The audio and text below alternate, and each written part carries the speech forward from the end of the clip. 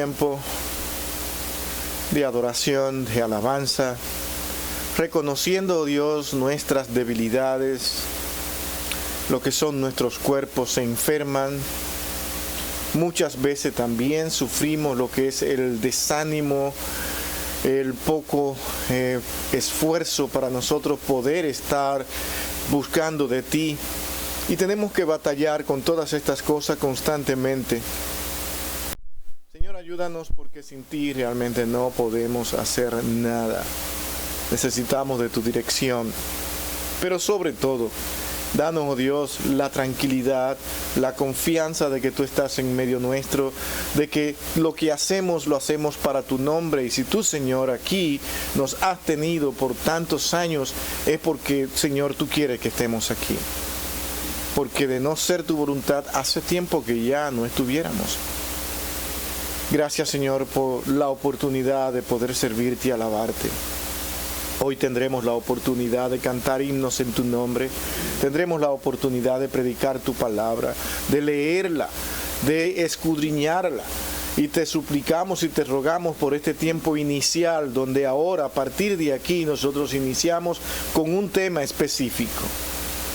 Este tiempo donde vamos a analizar lo que es lo programado por ti, lo ordenado por ti, que te recordemos, que siempre te tengamos presente, que reconozcamos quién es el Salvador de este mundo, porque con una celebración como la Santa Cena le decimos al mundo: tú eres el que vive, tú eres el que permanece, tú eres el Salvador. Señor, necesitamos de ti, necesitamos de tu dirección. Señor, solamente necesitamos que tu Espíritu nos dirija y nos guíe en todo lo que nosotros vayamos a hacer. Padre, te rogamos perdón por haberte ofendido, porque siempre te ofendemos. Siempre, Señor, aunque no querramos, por nuestras debilidades humanas, nuestras faltas, Señor, te ofendemos. Por eso necesitamos a Cristo, como decía Pablo. ¿Cómo realmente nosotros podríamos hacer nada si no es por Cristo?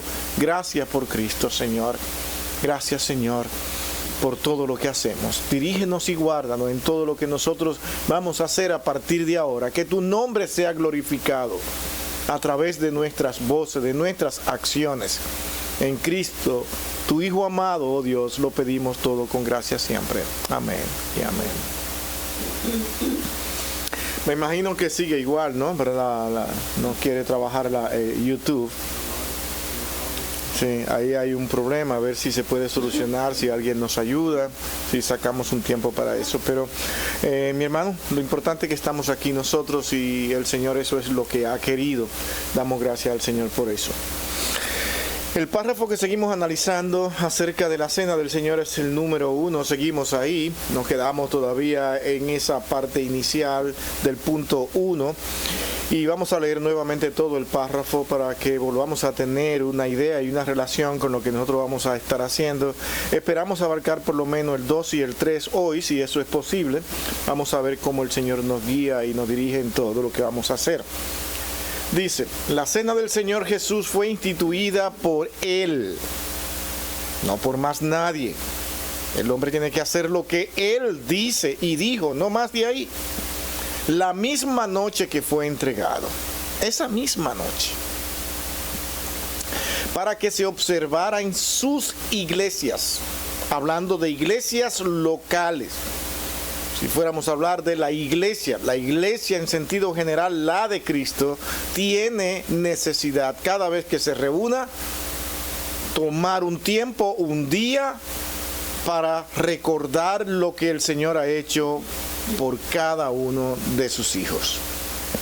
Y esto va a tener que celebrarse hasta el fin del mundo, es decir, hasta el fin de la última generación, cuando el Señor diga no más, hasta aquí. ¿Para qué?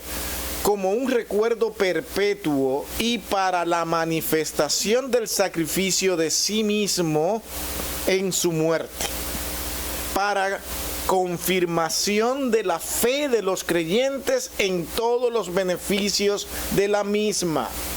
Confirmación, esto yo lo creo totalmente. Ahí cuando lleguemos ahí vamos a hacer un énfasis en eso, porque eso es sumamente importante, porque el Señor no dejó esto instituido simplemente para que se viera bien, sino porque esto iba a llenar un requisito visible, práctico en la vida de los creyentes. Para su alimentación espiritual y crecimiento en Él, para un mayor compromiso en todas las obligaciones que le deben a Él, y para hacer un vínculo y una prenda de su comunión con Él y entre ellos mutuamente. La cena del Señor. La misma noche que el Señor fue entregado, dijo: quiero que ustedes hagan esto. Estamos tomando vino aquí, costumbre comer con vino. Y era vino real, déjeme decirle. Era un juguito de uva, era vino real. Nadie se pierda en eso. Que hoy no querramos hacerlo por las diversas razones que tengamos en nuestros medios, puede ser aceptado por miedo, por cuidado, porque tenemos temor a que se despierten en alguna de las personas que han tenido problemas con el alcohol, a que les recuerden y vuelvan. Yo particularmente, si fuera por mí, yo digo que esto no tiene ningún tipo de problema. Cada quien que ha sido cambiado y renovado por el Señor, Dios le protegerá en todo momento y debemos confiar en eso. Que los niños, no va a afectar a un niño que prácticamente está celebrando después de los 15. Esto no creo que esto sea, ese poquito le vaya a afectar en gran manera, pero se ha querido ser cuidadoso. Algunas iglesias lo hacen con el vino literal, déjenme decirle, y no ha habido ningún problema que yo conozca con esto. Así es que cada quien tomará su decisión pensando en lo que ellos piensan que es más prudente, más cuidadoso. Pero sí debe observarse, esa misma noche se tomó vino, y este vino el Señor lo tomó como referencia. Al tomar este vino, entiendan que esto es mi sangre. No literal, ellos sabían que estaban tomando vino. El Señor estaba hablando de ese significado de que su sangre, al tomar ese vino, ustedes iban a recordar que el Señor derramó su sangre por ellos. Y cuando tomen este pan, que es pan, el mismo sabor de pan del que lo preparó, bueno o malo, pero el mismo sabor de ese pan, seguía siendo el mismo pan de las manos que lo prepararon. Este pan va a simbolizar, va a dar a entender a ustedes cuando estén celebrando esto, que es el cuerpo de Cristo. ¿Qué es lo que el Señor quería con estos dos elementos? Que recordaran su cuerpo martirizado, sufrido, y su sangre derramada, que implicaba vida, para que nosotros podamos, al tener que tomar este vino y esta copa y este pan, nos acordáramos del sacrificio de Cristo. El Señor no estaba en ningún momento implicando ni diciendo que este vino, tómenlo y van a sentir que hay una transformación en él. No, eso lo han puesto los hombres más adelante. No porque el mismo Cristo lo haya dicho.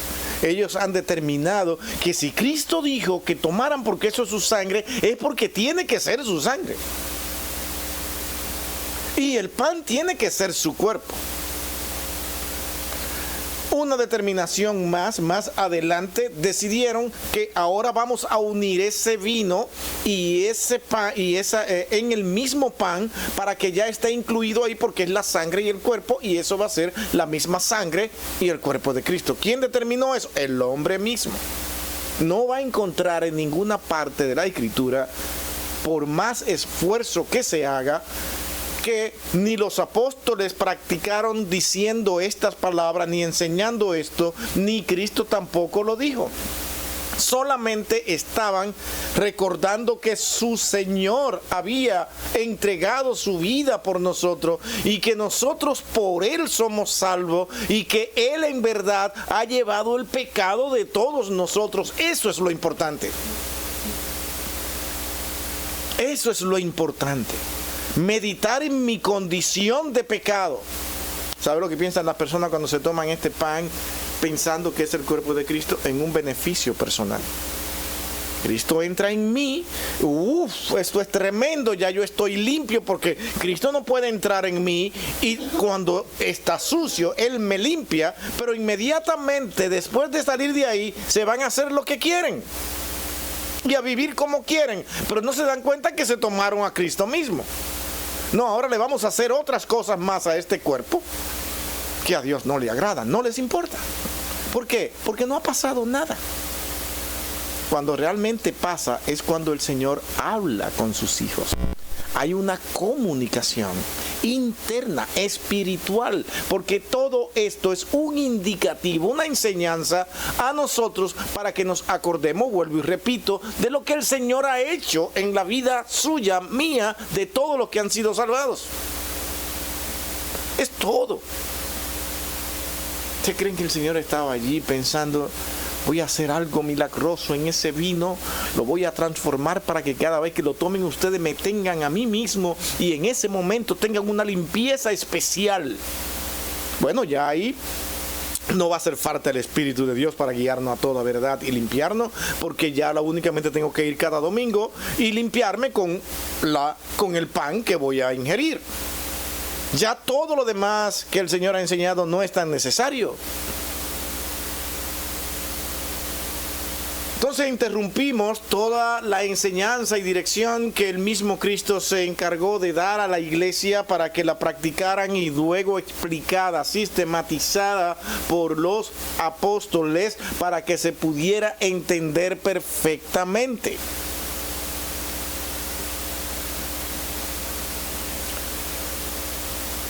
Pero así han vivido las personas, y eso no solamente con esta doctrina, sino con muchas que van más allá de lo que en verdad dice. Propósito: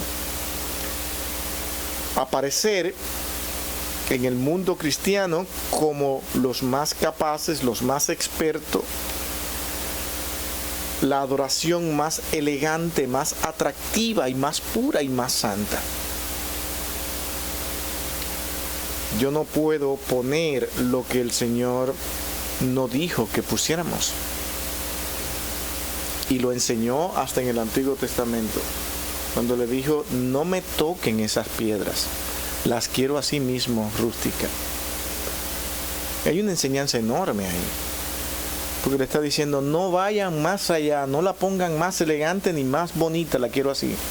Pero la tentación estaba, pero mira los altares de aquellos que son paganos, esos altares son hermosos, ellos lo preparan, que querían ser como ellos. Y no, yo no lo quiero así. No es como tú te imaginas, no es como yo creo.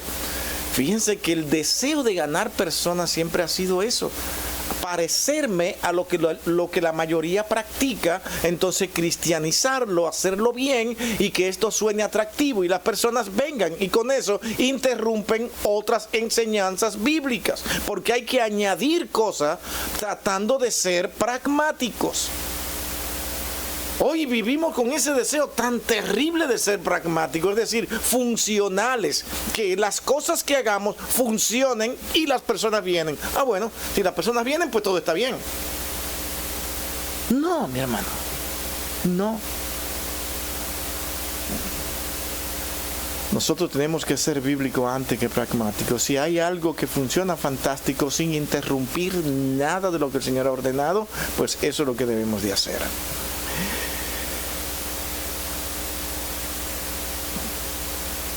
La cena del Señor Jesús fue instituida por Él mismo la misma noche que fue entregado. Eso lo vimos. Y también vimos, vamos a ver, para que se observara en sus iglesias. Vamos a ver eso. Hechos 2, 41, 42 y también el 27. Esos dos pasajes de Hechos. Vamos a iniciar con esos dos pasajes de Hechos. ¿Quién tiene el primero? Hechos 2, 41 y 42. Ya Ivonne lo tuviera si estuviera aquí, pero le duele la cabeza la pobrecita hoy.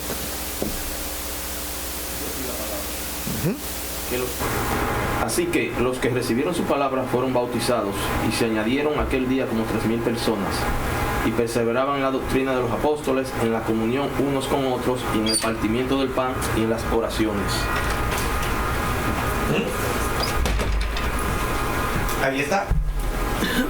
¿Lo practicaba la iglesia o no? Cumplió. Lo siguió. Eso fue una bendición. Escucharon la voz del Señor. Ahora, ¿dónde usted encuentra ni siquiera una mínima inferencia donde te diga a ti ahí que ellos estaban enseñando de que cuidado con ese vino, porque es la misma sangre de Cristo? Es el mismo cuerpo de Cristo. ¿Verdad que no lo encuentran? Y muestra de que ellos no entendieron eso, aunque Pablo tuvo que corregirle, pero era claro que no habían entendido eso cuando incluso estaban practicando este tipo de ordenanza de una manera incorrecta, como dijimos la semana pasada. Para traer mi mejor plato, para comer, era una comelona. Estaba claro de que ellos no estaban entendiendo nadie de que el Señor había dicho eso.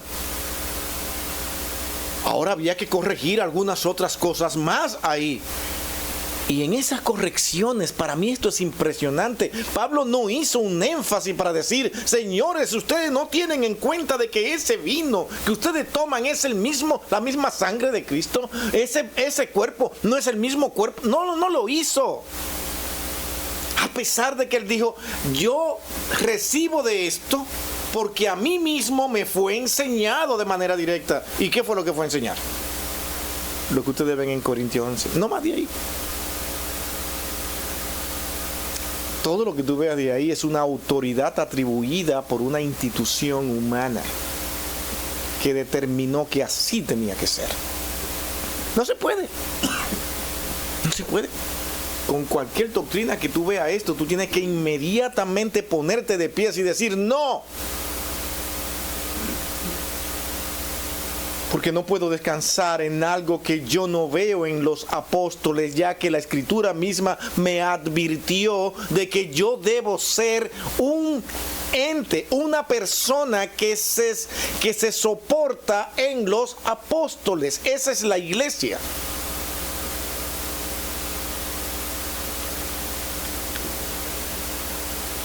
Pero que nosotros somos una sucesión de ellos. Bueno, pues demuéstralo.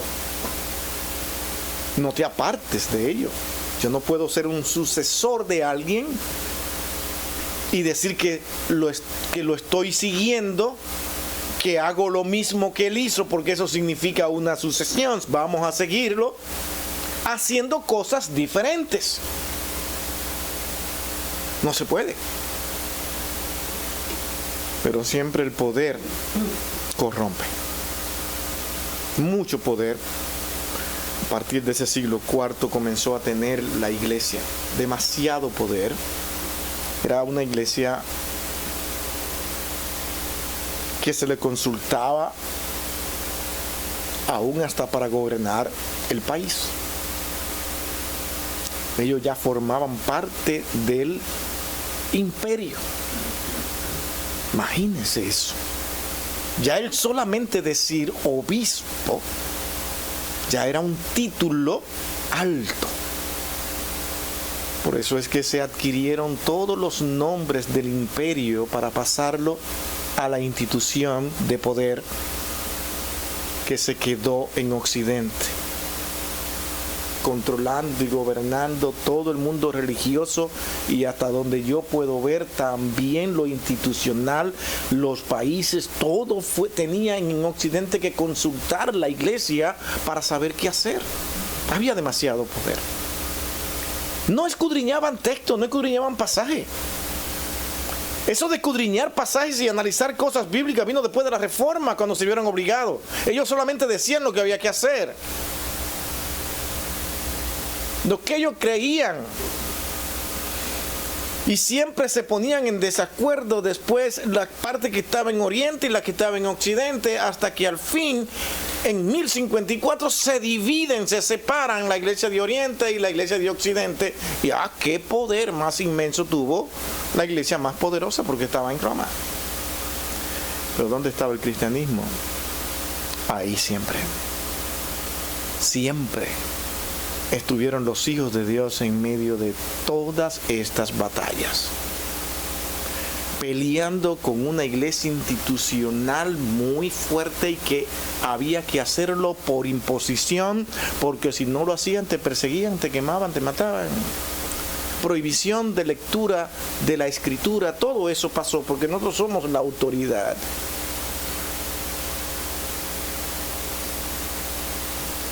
Destrucción de hombres y mujeres que se atrevieran a hacer servicio en diferentes lugares.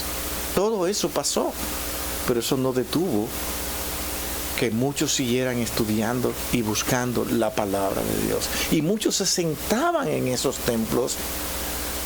Me imagino que más que nunca sentados ahí con sus cabezas diciendo no, no, no y no. Pero con miedo al mismo tiempo, porque había mucho poder. Hermano, enseñanzas que fueron instituidas por poder tienen que ser cuestionadas, definitivamente. Hoy en día tenemos la bendición de que ese poder no existe. No tienen ese poder. Y miren aún lo que queda. Hay un Estado llamado Vaticano. Todavía. Pero no tienen ese poder que se tenía antes. ¿Saben lo que es tener 5 estados pontificios donde esos estados eran de ellos? Puros, todos.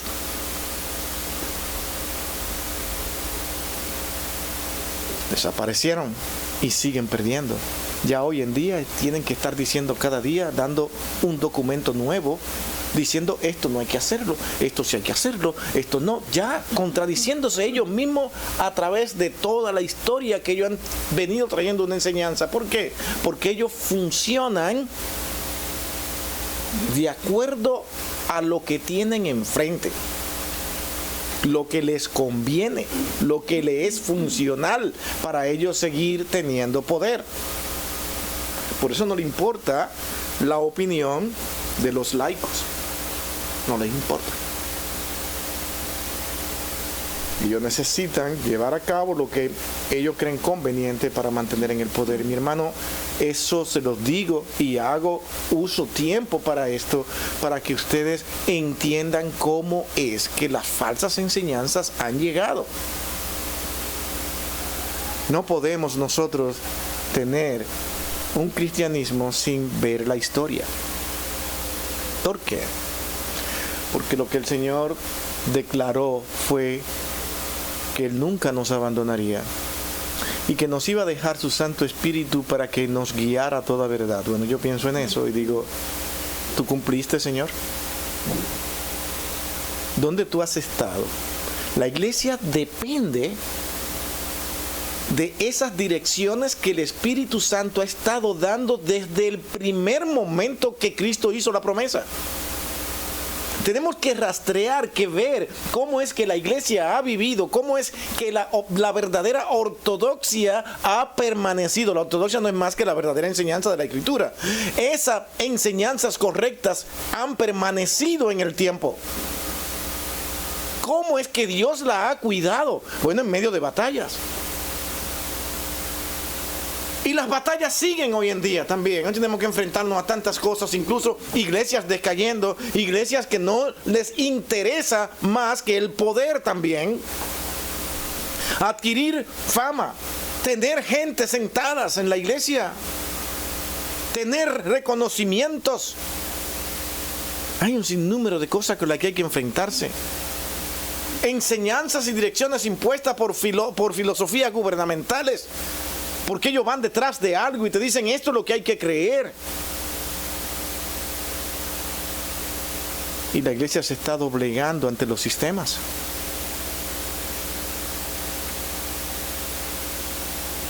Y eso que estamos en un lugar que en donde no estamos siendo tan perseguidos, entre comillas.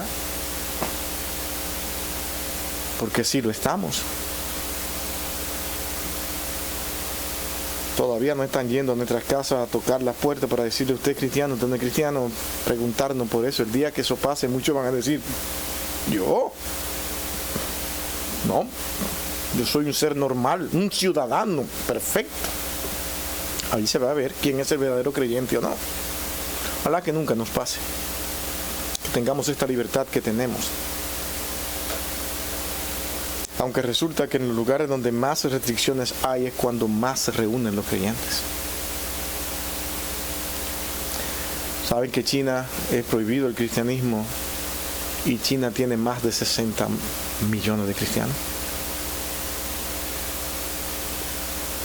¿Cómo se reúnen? Un día aquí, otro día allí, un día aquí, otro día allí. Nunca saben dónde están. Tienen diversos lugares para poder seguir sobreviviendo. Pero se llenan ellos. Cantidades, man. Alguien cuenta que ellos dejan sus vehículos muy lejos y se van a pie, caminando, hacia el lugar donde se van a reunir. ¿Usted se imagina vivir así? No, aquí tenemos todas las facilidades, tenemos carritos calefaccionados y viene frío, estamos bien cuando llegamos al lugar, estamos aquí tranquilitos, gracias a Dios que hoy tenemos calefacción, pero estábamos entonces como en China, era el domingo pasado, ¿no? Que no había calefacción, pero aquí tenemos de todo y no venimos, no queremos.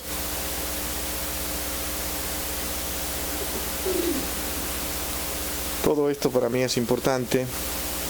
¿Por qué? Porque para llenar esto de la Santa Cena, dice, eso es para que la iglesia lo observe. Es la iglesia, sus iglesias, sus hijos, los que están dispuestos a darlo todo por el Señor. Esos son los que se van a reunir.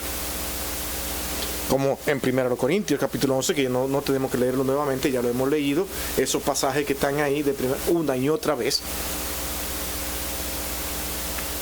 Es enseñándole directamente a ellos. ¿Qué cosa? Que los que se reúnen para celebrar ese tiempo son los verdaderos hijos de Dios, donde ellos no son interrumpidos por ninguna enseñanza contraria, ni por miedo, ni por obligación a que digan esto es lo que tú debes hacer. Yo no me imagino,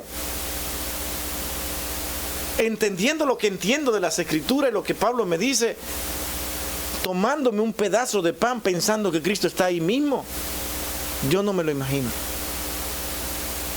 Yo podría estar más cerca incluso de lo que propuso Martín Lutero.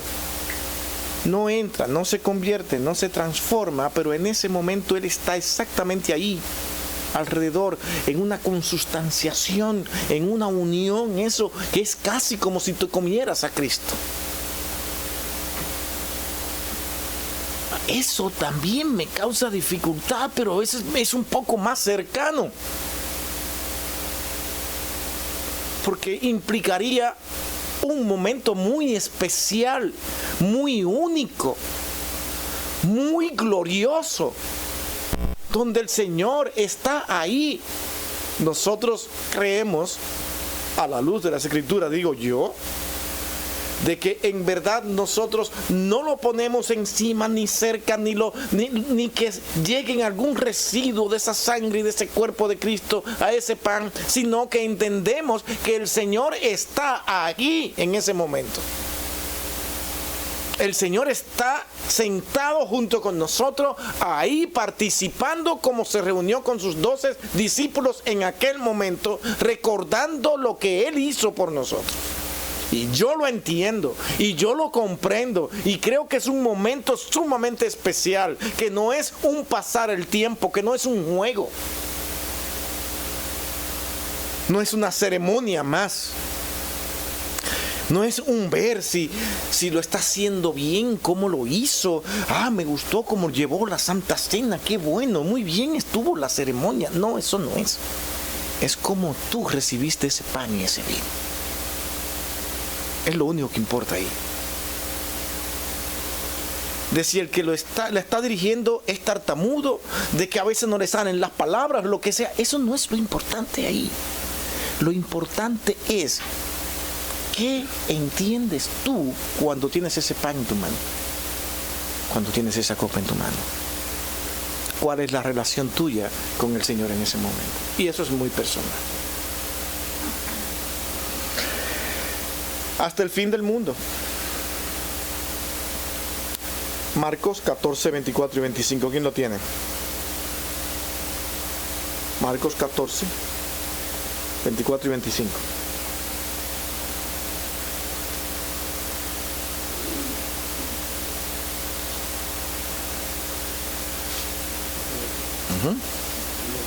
Esto es mi sangre del nuevo pacto que por muchos es derramada.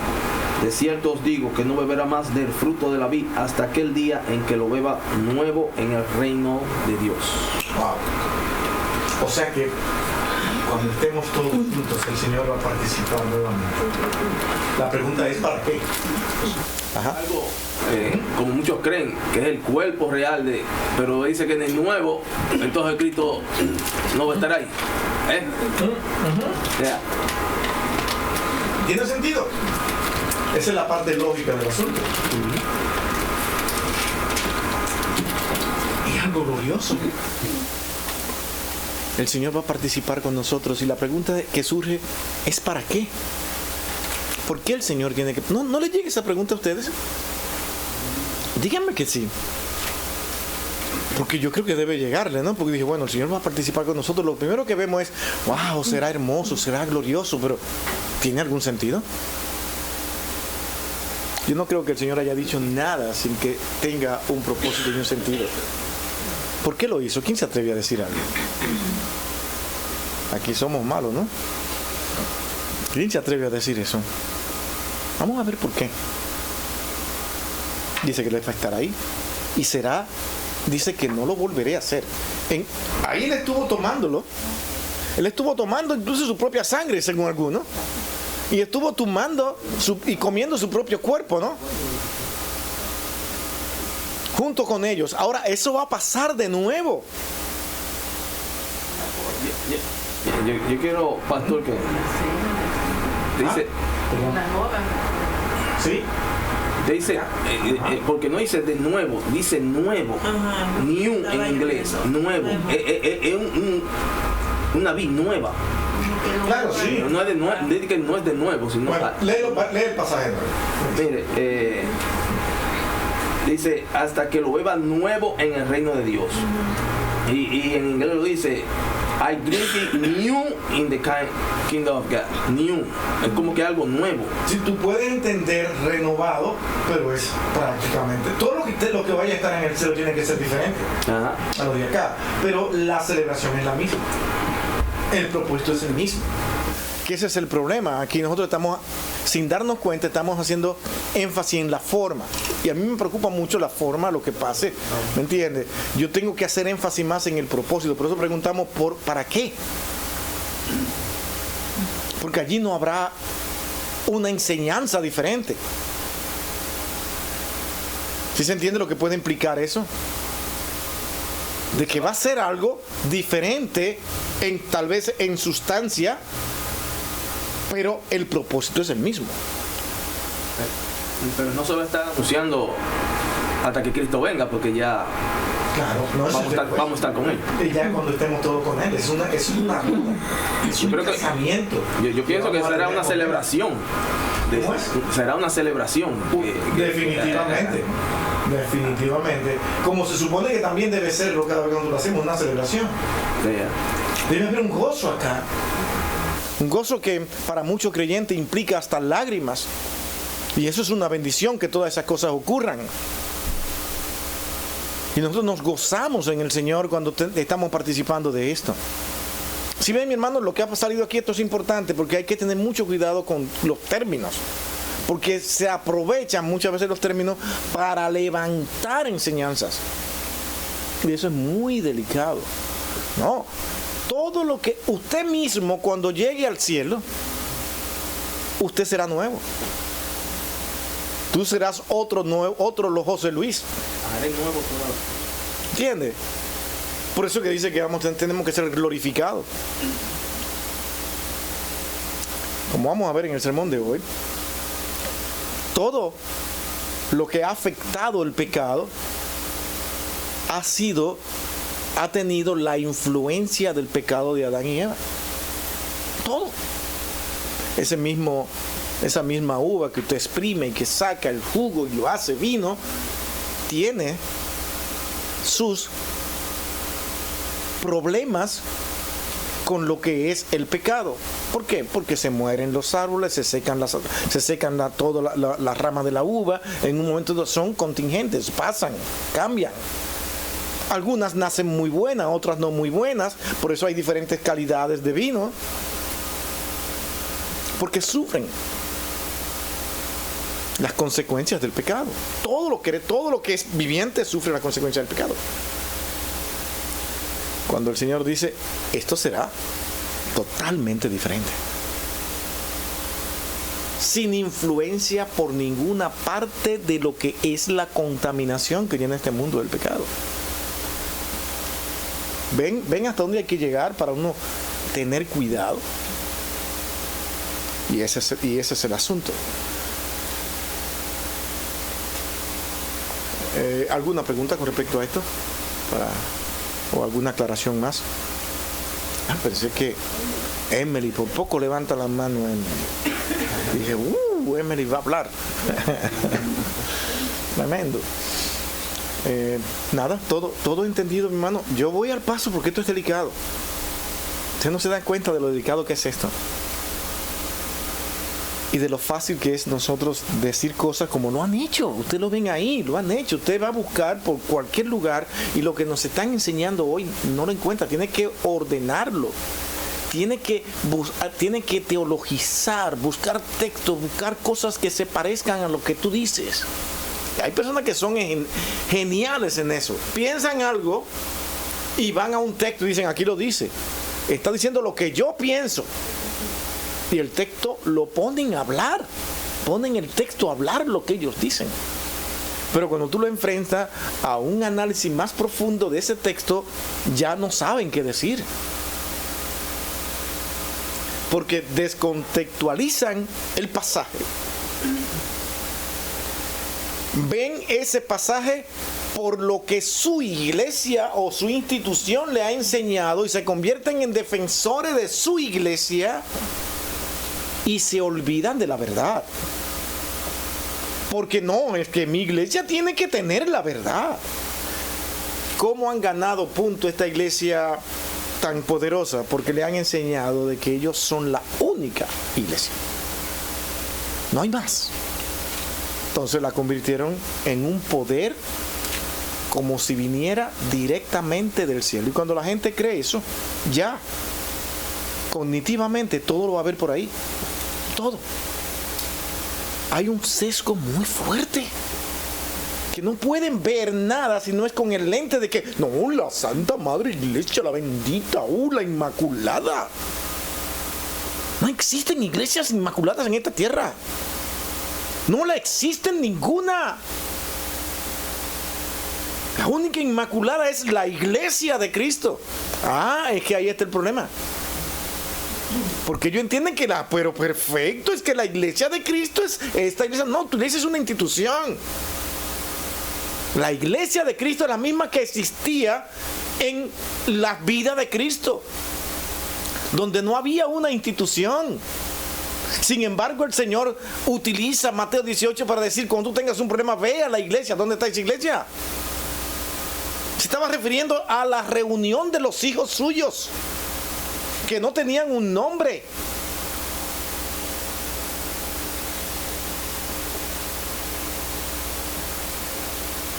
Esto es increíble, ¿no? Pero así somos. Nos dejamos llevar por las emociones, por el sentimentalismo. Mi abuelito pertenecía a esa iglesia. Uy, mi bisabuelo, todos, y ahí existía. Ay, mi hermano, a veces yo, como subí a sí mismo, yo diría, uy, Señor, si esto fuera verdad, porque es tan bonito ir a aquellas creaciones esplendorosas, y por lo menos a la esposa mía no le gusta, ¿no? Pero yo me encuentro todo lo que pasa allí y me digo, wow, pero si toda gente, esto fuera verdad, si no fuera un engaño, yo estuviera feliz aquí. Pero es un engaño, es un sistema político más que cualquier otro. A mí no me da ningún miedo decirlo, porque sé que lo es, y sigue siéndolo. Nos introducen tantas cosas, y hoy en día muchas iglesias evangélicas se parecen mucho, porque adquieren poder, crecen tanto que ya ejercen autoridad sobre las personas. Y nos enseñan a ver al hombre que está ahí como si fuera un ser que llegó bajado del cielo por el conocimiento que tiene, por el alcance que tiene, y lo reverencian, lo adoran, lo sirven.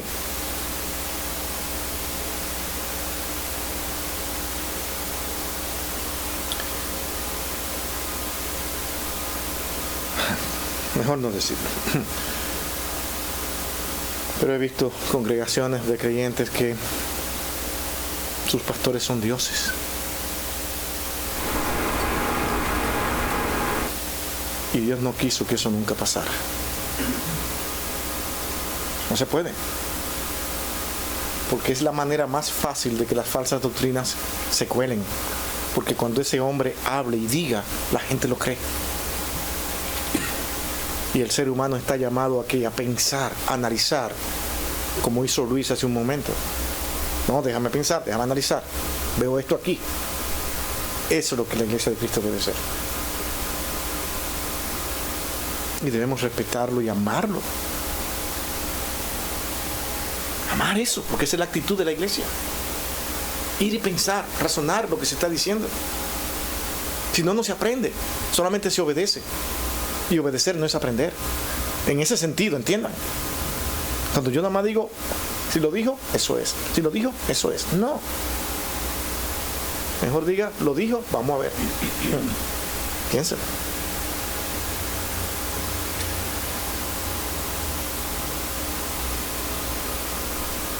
Para el recuerdo perpetuo y para la manifestación del sacrificio de sí mismo en su muerte. Esa parte, y con eso nos vamos a quedar. El Señor sabía que tendría que sacrificar su cuerpo, y usted debe saberlo.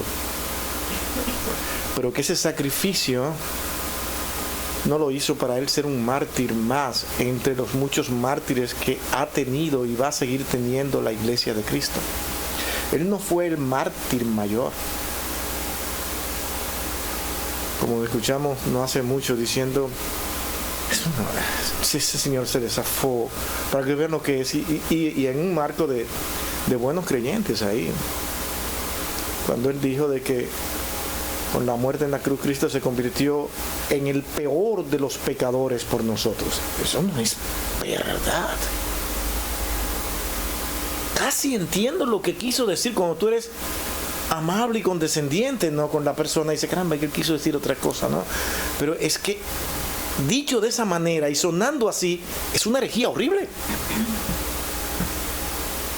Cristo llevó lo que se dice de la Escritura, el pecado de todos nosotros, pero los clavó en la cruz. ¿Sí o no? Él no se lo apropió, Él no fue el peor de los pecadores al llevar el pecado, porque quiso decir que se llevó el pecado mío, el tuyo, pues Él tuvo los pecados de todos, pues fue más pecador que nadie. No, es que esas no fueron sus prácticas. Él lo tomó, lo recogió, lo trajo y los clavó en la cruz, derramando su sangre. ¿Para qué?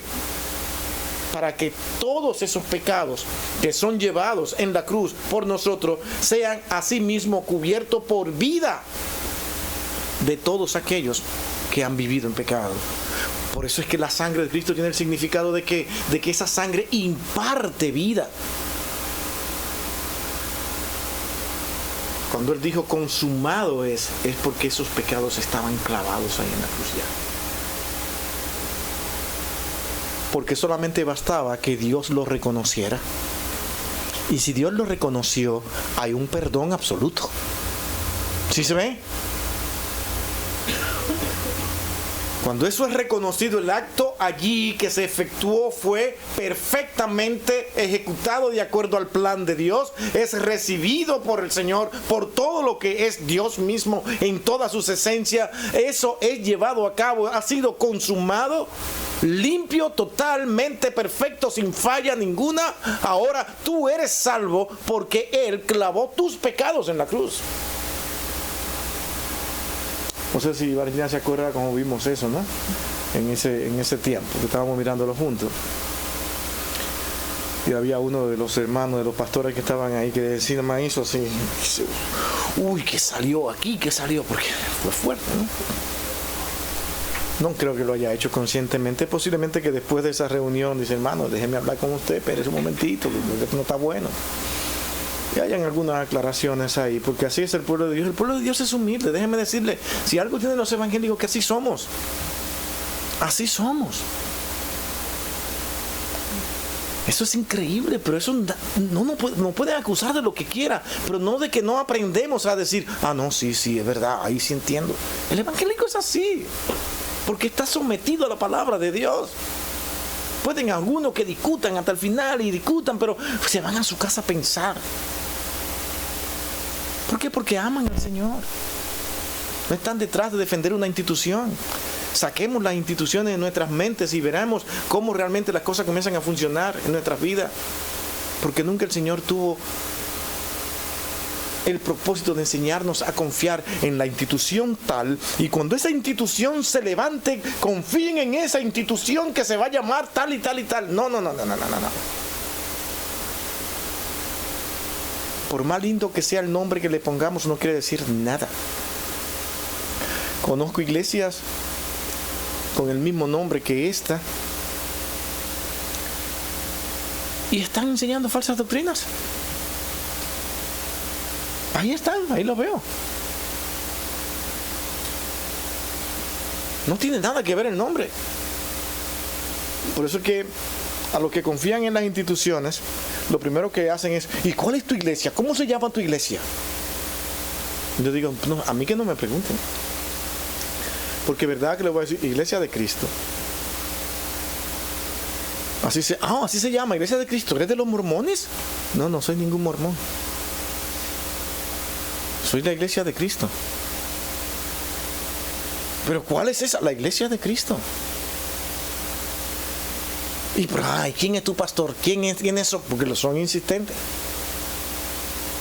Mi pastor es Cristo.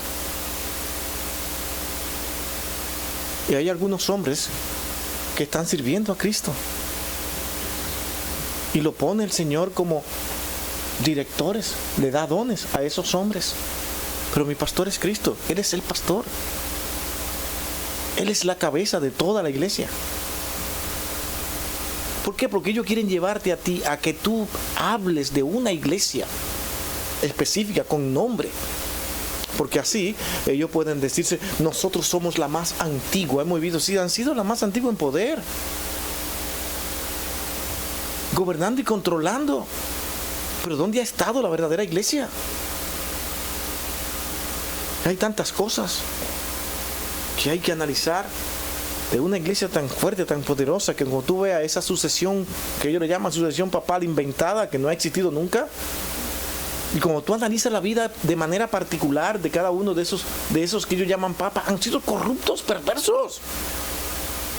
Y entre ellos nunca se han puesto de acuerdo. Es más, pongamos uno más cercano ahora, ya empezaron a contradecirse. Ahora este señor 14 y Francisco ya se están peleando recientemente y están comenzando, no se parecen. Aunque fue puesto ahí para que siguiera la misma línea de Francisco.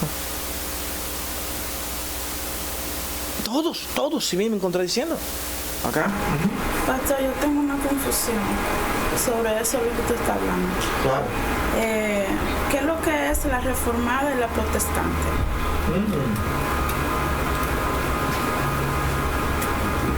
¿Cómo comienzo para decirte esto de manera que tú lo puedas entender y todos lo podamos entender?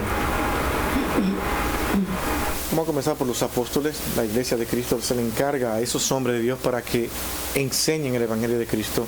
Entre ellos, Pablo fue uno de los más preparados y capacitados para enseñar y explicar abiertamente a todo lo que es el mundo griego, los gentiles, el evangelio de Cristo, que eran lo que menos conocían.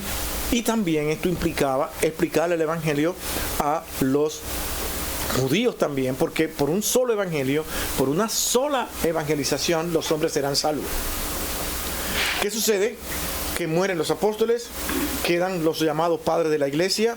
Hay padre que vinieron antes de ese famoso concilio de Nicea, a lo que se le llama padre preniceno y luego postniceno.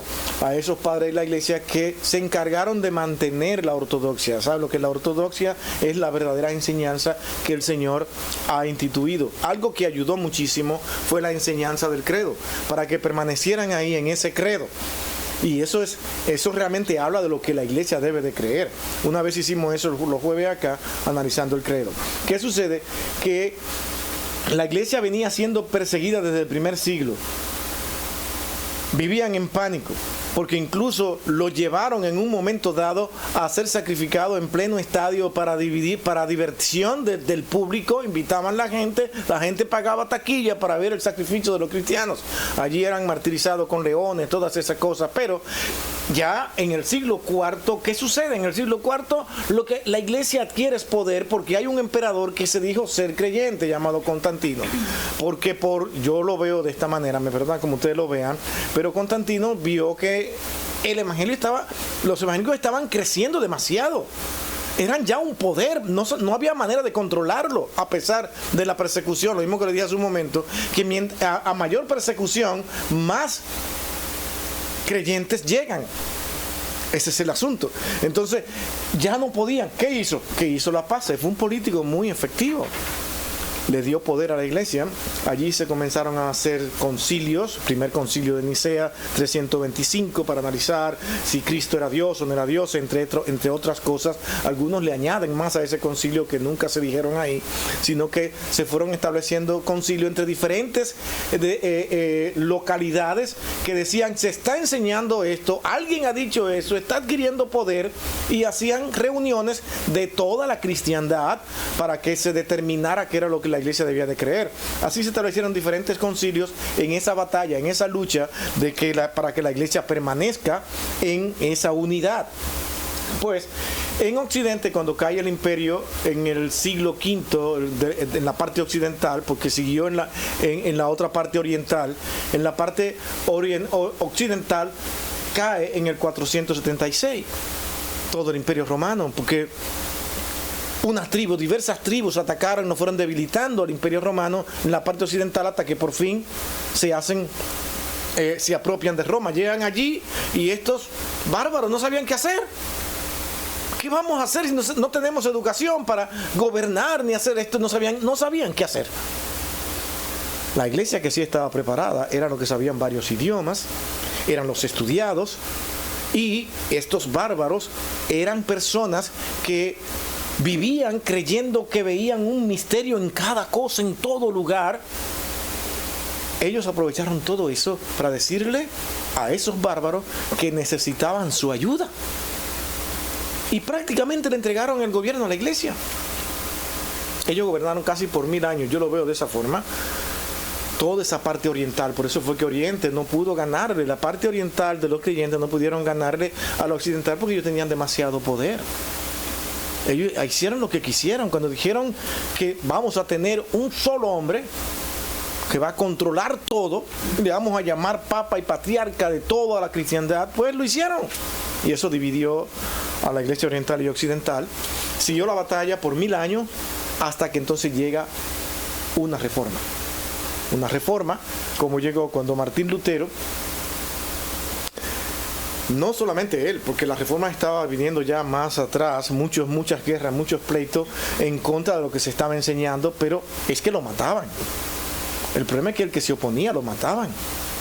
Martín Lutero se libró a sí mismo porque un príncipe de ese momento lo protegió y lo cuidó y lo guardó, porque él se atrevió a clavar 95 tesis diciendo que la iglesia tenía que ser transformada y renovada, que debía cambiar, porque la escritura no enseñaba lo que ellos han estado enseñando por 1000 años. Hasta el día de hoy Martín Lutero es un hereje para la iglesia católica. ¿Por qué? Porque dividió la cristiandad, según ellos, es como ellos lo ven. Pero lo que se levantó ahí fue una reforma y un regreso a las escrituras, un regreso a los apóstoles. La iglesia no estudiaba absolutamente nada, solamente daba órdenes en esa parte occidental. Solamente daba las órdenes porque tenían el poder, no tenía nadie que le dijera que no era así. hasta que llegan estos reformadores. Y uno de los más grandes fue Juan Calvino. Porque Juan Calvino sabía hebreo, sabía griego, se dedicó a eso. Era una mentalidad que Dios levantó. Usted puede estar en acuerdo o en desacuerdo con él, pero va a tener que reconocer que fue de los mejores en ese momento.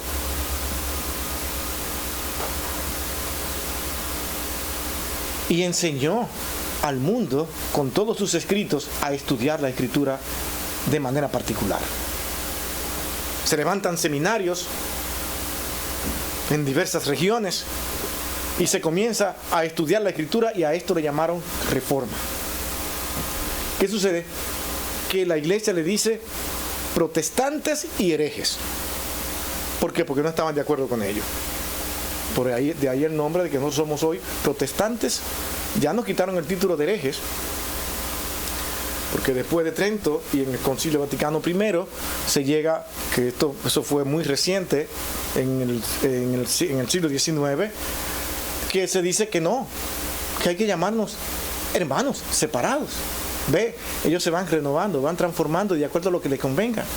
Sabían que no pueden ni van a poder ya a partir de ahora tener una lucha como la tenían antes, dar órdenes y que la hicieran. Entonces hoy somos hermanos separados, pero el título protestante se ha seguido dando porque ha sido muy popular. Y también se da la orden de que nosotros somos los del Evangelio. Y ahí somos evangélicos. Pero qué bueno que nos llamaron evangélicos. ¿Sí ven? Por eso es la separación. Todos los títulos han salido de ellos mismos, no nos han dado. ¿A nosotros a quién? A aquellos que han querido ir a las Escrituras, a estudiar la Escritura nuevamente. Acá, nuestra hermana. Pastor, hay tanta ignorancia a la vez en las iglesias. A mí me han llamado, nos dicen aleluyas también. Y ni saben el significado realmente de esa palabra. A mí allí el pueblito donde somos, o ranchito, lo que sea, me dijeron, ay Rosario, que es que te volviste aleluya. Le digo, gracias a Dios, gloria a Dios. Porque no tienen ni idea, pastor, nada. De lo que realmente es la palabra de Dios, de lo que el significado de las palabras. ¿Y saben qué es lo peor? Que no les interesa. Ellos descansan en, no, yo creo que la iglesia dice, esa es la verdadera iglesia de Dios. Sí, pero ¿por qué? Porque te lo dijeron. Tú naciste con eso. Y ya, porque es la comodidad. ¿Cómo? Mi hermano, yo quisiera en mi alma que fuera así, no tuviera tanto problema. De que yo pudiera confiar en una institución y ya, díganme qué es lo que hay que hacer, no hay problema. Pero no es así. No es así. Sus dirigentes han sido malos y perversos. Buscadores de poder. ¿Usted se imagina sentirse en ese lugar que está el Papa actual? ¿Tú sabes el poder que hay ahí? Y yo como pecador, como ser humano, mi hermano, el poder es peligroso. Todo el mundo se reverencia ante estas personas que nos van pasando. Hasta lo que no creemos en eso, en él, ni en esa institución, le guardamos respeto. Porque eso es el mundo. Porque si no lo hacemos, tenemos consecuencias. O usted se atreve a decirle, ¡hey, mira, papita, ¿quién te crees tú que eres? Que está allá? No, te sacan a patada. Porque tú debes respetar lo que está pasando ahí, porque esto no es un hombre cualquiera. Ese hombre sabe que él no es un hombre cualquiera en la sociedad. Él lo sabe. Que él no va a pasar desapercibido. Y el ser humano no está preparado para eso. Y salir ileso. A todo el que se le entrega poder, se pierde. Tú eres un ser muy humilde, aspirando para la presidencia de un país cualquiera que sea. Y tú eres humilde en el momento, cuando tú dices ganaste, cuando tú escuchaste ganaste las elecciones, inmediatamente tú sientes, ahora sí soy quien soy. Ya, te dañó. Porque es que tu mente te traiciona. Ya piensas en el poder de manejar el dinero del Estado, de lo que puedes hacer, que una orden tuya, una firma tuya será importante para el país que tú estás gobernando. Eso te corrompe. No hay una fuerza para decir, no, yo no tengo problema con eso, porque si no estoy parado. No, hasta que te llegue el poder en tus manos. Allá. El papa pasado, el otro papa que fue el pasado, ¿verdad? Él en una reunión mundial que fue grabada para todo el mundo, él dijo una palabra. Él dijo que Cristo, la muerte de Cristo no fue suficiente para lavar los pecados del ser humano. Ahora, eso sí es cierto. Una persona que no lee la Biblia, que es católica, vamos a ir por ahí porque lo dijo un jefe católico. Yo casi estoy seguro que la gente no hizo alboroto. ¿Por qué razón? Porque ellos no leen la palabra. Ellos no meditan en la Biblia y ellos no ven lo que significa un pastor o un papa. Ahora, si un pastor sale diciendo una herejía que no está en la Biblia, ¿qué es lo que pasa? Que ahí sí lo acusan. Todo el mundo, sale en los periódicos, sale por todas partes. Porque usted ahorita está diciendo una cosa, algo que es bien importante, que ellos tienen control hasta las televisoras. Ellos tienen control de tantas cosas. Y en ese tiempo yo no escuché que hubo un revuelo de que, es que mira lo que dijo él, como que Cristo no es suficiente, porque no le tienen, o sea, no se le tiene el amor a la Biblia, que se le tiene más amor a una institución como usted está diciendo. Entonces no se meditan la palabra. ¿Por qué? Porque yo como católico me acomodo a lo que yo quiero. A mí no me presiona a nadie. Nadie me dice mis pecados ni nada, entonces yo voy cuando yo quiero. Sí, y así la gente le gusta sentirse. Pero digo que fuera fantástico si así fuera, yo estuviera bien, estuviéramos tranquilos, no tenemos, por ejemplo, momentos como este donde tenemos que decirle esto lo que el Señor dice. Y mi hermano, cuando nosotros nos paramos en el púlpito, y sea honesto, a decirle esto lo que el Señor dice, nosotros nos sentimos afectados y eso no es bueno, eso no es cómodo. Porque yo quiero sentirme libre y decir que yo estoy bien. Pero cuando yo veo que no tengo alternativa y de que la palabra de Dios me dice que yo estoy mal, eso es una molestia. Esa es una molestia. Porque caramba, sí, yo no estoy bien. Pero es una molestia que santifica y da gozo al creyente. Porque él dice, tengo que cambiar. Tengo que hacerlo porque ahora tú tienes el Espíritu de Dios en tu corazón que te dice, tú debes obedecerlo. Pero no tendríamos estos problemas. Sino que yo simplemente nada más, bueno, él es responsable, él fue el que me dijo que era así. No, resulta que no es así. Cada quien es responsable individualmente. Vamos a orar, hermanos, que nos pasamos hoy, pero por mucho. Vamos a orar. Bendito Dios y Padre nuestro, alabado Señor sea tu nombre. Gracias, Padre, por este tiempo. Gracias por habernos traído hasta aquí hoy. Gracias, Señor, gracias inmensa por tu palabra. En tus manos también ponemos a Yadira, que está enferma hoy. En tus manos, Señor, la dejamos para que tú, Señor, seas glorificado por siempre también a Marianela. Mira su situación, Señor. Padre, te encomendamos su vida, su salud, Señor. Y nos da dolor, tristeza ver que Marianela ha sufrido tanto por causa de su salud. Señor, ayúdala. Solamente tú puedes hacerlo. Dirígenos, oh Dios, y guárdanos en todo lo que nosotros vayamos a hacer a partir de ahora. Cuídanos en tu palabra. Danos dirección, danos luz. Y los alimentos que vamos a ingerir, Señor, que sean de beneficio para nuestro organismo. En tus manos, Señor, nos encomendamos para hacer todas las cosas. En Cristo, tu Hijo amado, lo pedimos todo con gracia siempre. Amén y amén.